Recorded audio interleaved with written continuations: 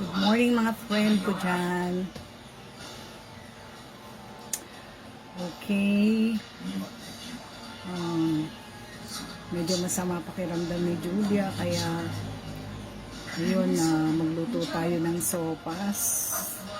Diba? Sa mga panahon to talaga uso talaga uso ngayon yung mga masasamang pakiramdam dyan. So ayan diba? Ang dilim.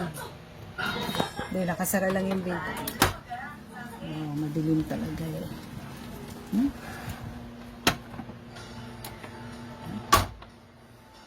So, magluto tayo. So, ayun na nga. Nagpapakulo na ako. Kala nyo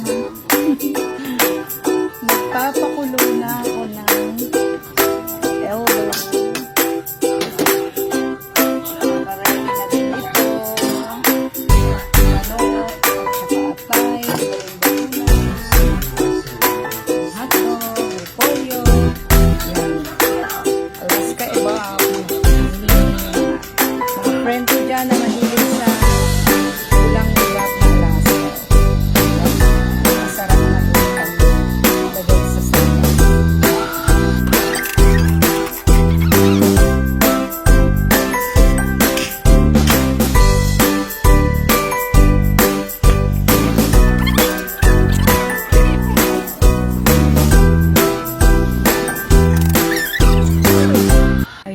Dinagdagan ko ng repolyo.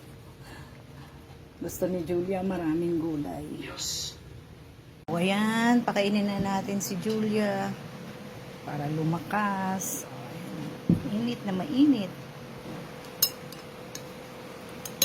Pakainin na natin si Ate Julia. Yung kape ko, di ko pa nauubos, mga friend. Hindi ko pa naubos ang kape ko. Malamig na malamig na. Ano ba yan?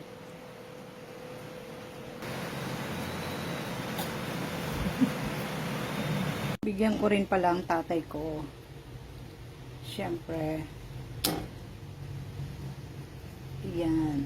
Para makahigop na mainit.